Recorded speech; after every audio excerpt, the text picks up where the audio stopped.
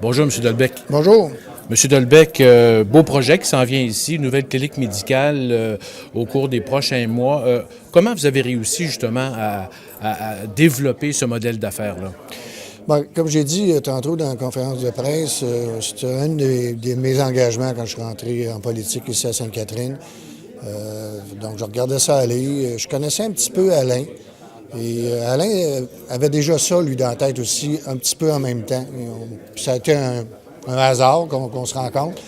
On s'est mis à regarder ça ensemble, mettre ça ensemble, puis on a commencé à travailler ça là, tranquillement. Alain, c'est plus le côté physique de la chose. Moi, j'ai commencé à restructurer gestion santé parce que leur CA était quand même... il a été démissionnaire dans le temps. Vous en êtes le président actuellement? Oui, j'ai pris la présidence pour 1 an à peu près, rien que pour dire qu'on met ça sur les tracts comme il faut, puis après ça, je vais laisser aller. Oui. Mais on a restructuré gestion santé. La fondation, je me suis impliqué plus avec. C'est Marielle qui la continue, mais j'ai pris des présidences d'honneur une en arrière de l'autre pour les aider au niveau du financement. Je me suis assis beaucoup avec les médecins aussi. On a fait des réunions régulièrement avec les médecins pendant presque 8 mois de temps, une réunion ou 2 semaines, pour voir vers où on irait, c'est quoi le besoin. Bref, on a mis tout le monde qui tourne autour de ça ensemble pour faire un projet commun qui va venir le 1er juillet, qui est la nouvelle clinique. Décrivez-nous, en fait, le rôle de chacun, de la fondation, de la gestion. Décrivez-nous un peu le rôle de chaque organisation, en fait, qui tourne autour du projet. Gestion santé, c'est réellement le gestionnaire de toute l'opération monétaire. La fondation, leur but, c'est de ramasser de l'argent pour supporter Gestion santé et la clinique. À court terme, c'est sûr qu'il va y avoir des argents qui vont aller sur le fonctionnement, mais à moyen et long terme, on veut réellement les dissocier de ça. On voudrait plus qu'ils ramassent de l'argent pour des produits des projets spécifiques. Exemple, je sais pas moi, un coin enfant ou des choses de même, ou renouveler toute la littérature. Bref, ça serait réellement le but d'une fondation. La Ville, nous autres, en arrière de ça, on est réellement l'espèce de protecteur au niveau des intérêts de tout le monde. On fournit de l'argent, oui. Actuellement, on va être quand même dans les environs d'une centaine de mille passés. Là, il y a une période de transition parce qu'actuellement, le bail, c'est nous autres qui s'en occupent. Okay. Et au 1er juillet, c'est Gestion santé qui va le ramasser. Donc, la période tampon, la Ville est obligée quand même de le cautionner puis de le payer, surtout de le cautionner avec fondation. Oui. Par contre, la Ville reste en arrière. On a une caution de 49 000 à la banque pour aider Fondation. Bref, on les laisse aller, on travaille avec eux, mais définitivement, la Ville reste en support là en tout temps pour s'assurer que la clinique s'en aille dans le bon sens, puis que les citoyens de Sainte-Catherine soient capables d'avoir des soins adéquats ici. Parlez-nous de l'entente avec les 4 médecins. Décrivez-nous un peu ce qui est entendu actuellement. Là, actuellement, l'entente, il n'y a jamais eu d'entente officielle avec les médecins. Ça, on va mettre ça au clair. Alain m'a fourni, moi, des protocoles d'entente qui existent ailleurs. J'ai rencontré les médecins il y a 2 semaines. Ils sont en train d'analyser le tout. Je leur ai dit de le mettre à leurs mains. Ça ne me fait absolument rien. Mais on va signer là, une entente officielle de 5 ans qui va se marier avec le bail. Autrement dit, tout va être bien ficelé de sorte qu'il n'y aura pas de joueurs qui vont pouvoir dire dans 1 an, 2 ans, là, moi, ça ne me tente pas. Là. Il y a 5 ans à faire, puis il va falloir que ça se fasse, sinon, on risque d'avoir des problèmes.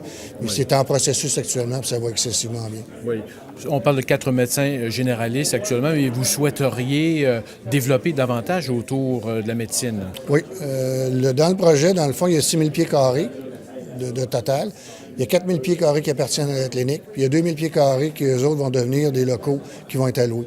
Là, pour faire une discussion, exemple, s'il y a 6 locaux, ça ne veut pas dire qu'on va avoir seulement 6 spécialistes, parce qu'il y a des médecins qui vont vouloir faire des demi-journées, il y en a d'autres, ça va être 2 jours semaine. Donc, on pourrait avoir un bon mix de médecine spécialisée qui viendrait en apport et en complémentarité aux médecins généralistes qu'on a. Exemple, des orthos, massothérapie, les yeux. Bref, on vit réellement tout ce que le monde a de besoin. Oui. Fait ça, on est en pourparlers actuellement avec une couple de personnes. On avait un groupe avec qui ça allait bien, mais malheureusement, dû aux dernières annonces qui ont été faites dans le budget de la santé, ils ont trouvé que c'était un petit peu, pas nécessairement le meilleur timing pour s'embarquer dans ça. C'est malheureux parce que c'était un beau mix. Oui. Mais on travaille fort. Comme chiro, ça pourrait être, pas chiro, mais physio, ça pourrait être intéressant. Acupuncture, peu importe. Acupuncture, oui. Et pour vous rêver aussi, en fait, vous l'avez mentionné un peu tantôt, que ça devienne permanent quelque part, cette clinique-là. Bien, non seulement je veux qu'elle vienne permanent, mais moi, le but que j'ai, le premier but que j'avais, c'est de doter Sainte-Catherine d'une clinique sur le centre du monde. Maintenant, c'est de m'en aller vers la clinique sans rendez-vous.